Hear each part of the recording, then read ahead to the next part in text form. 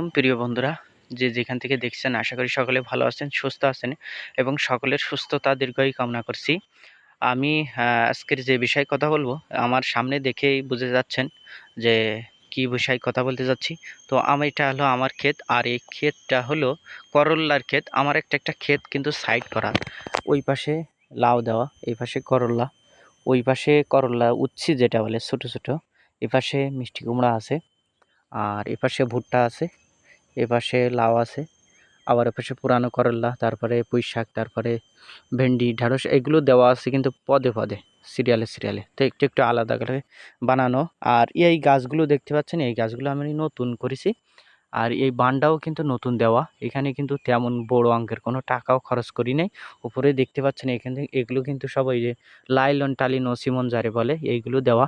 আর এরপর নিচেও কিন্তু তেমন কোনো কিছু জাল ঢাল কিছুই দেওয়া না, গাছগুলো উঠাচ্ছে একদম শূন্যর পথ দিয়ে। ধরতে গেলে আমি এই নতুন টেকনিক কিন্তু কাজে লাগাচ্ছি, এটা আমার টেকনিক আমার আইডিয়া যতটুকু বলে আমি মনে করি যে এখানে কোনো খরচই নেই। ধরতে গেলে আমাদের একটা সাইট যদি অন্যজন যদি সাইট তৈরি করে, দেখি যে মালচিং পদ্ধতি করে হাজার হাজার টাকা নষ্ট করে খেতে, অথচ লাস্টে দেখা যাচ্ছে গাছের সার মাটি দেবে, যত্ন করবে, সে টাকা নেই।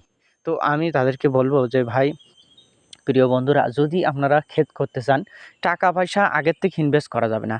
আপনারা এই যে দেখেন আমি কতটুক কীভাবে গাছ লাগাচ্ছি দেখেন, আমি একটা গাছের দূরত্ব কিন্তু 1 হাত বা 2 হাত করে দেওয়া আছে, এরকম আর কি।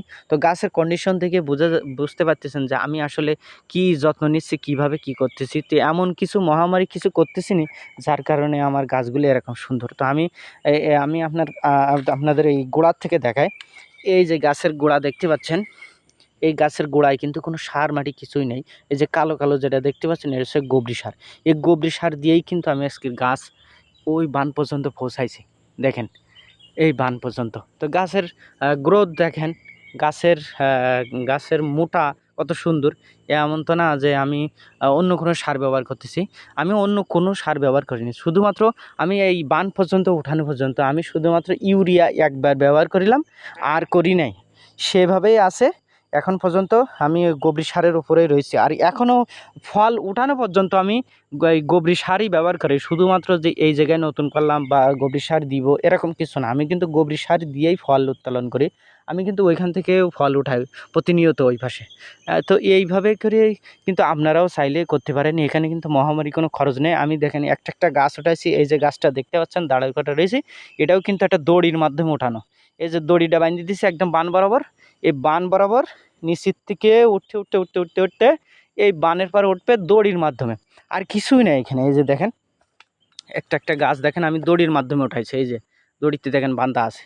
তো এইভাবে করে কিন্তু ওপরে আর এরপরে আমি জাল দেই নাই, অল্প কিছু টালি আমি কিনেছিলাম, আর সেই টালির মাধ্যমে দেখতে পাচ্ছেন টালিগুলো 1 হাত বরাবর ফাঁক ফাঁক রেখে কিন্তু আর বা লম্বা এরকম ফাঁক ফাঁক রেখে কিন্তু টালিগুলো দেওয়া আছে, দড়িগুলো দেওয়া আর কি। এই যে দেখেন উপরে উপরে আমি নিচে কোনো জাল ব্যবহার করিনি, সম্পূর্ণটাই কসং, সম্পূর্ণটাই শূন্যর পরে।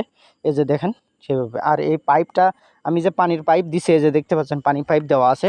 পানির পাইপ অবশ্যই দিছি, কিন্তু এখনও পানি লাইন করি নাই, লাইন করব। তো এখনও লাইন না করার আগে আমার গাছ দেখেন বানের পার চলে গেছে। তো এইটাই আমি বলবো যে আগে গাছ লাগান, গাছ লাগাই আগে গাছ উঠাই নেন, তারপরে পরিচর্যা করেন, দেখেন কী দিলে কী হবে। তবে গাছ লাগাতে গেলেই মহামারী তেমন কোনো কিছুই করা লাগবে না, কিছু দেওয়ার দরকার নেই। আমার পরামর্শ যেটা, আমি আগে বলবো যে গোবরি সার দেন, অতিরিক্ত গোবরি সার দেন যতটুকু পারেন।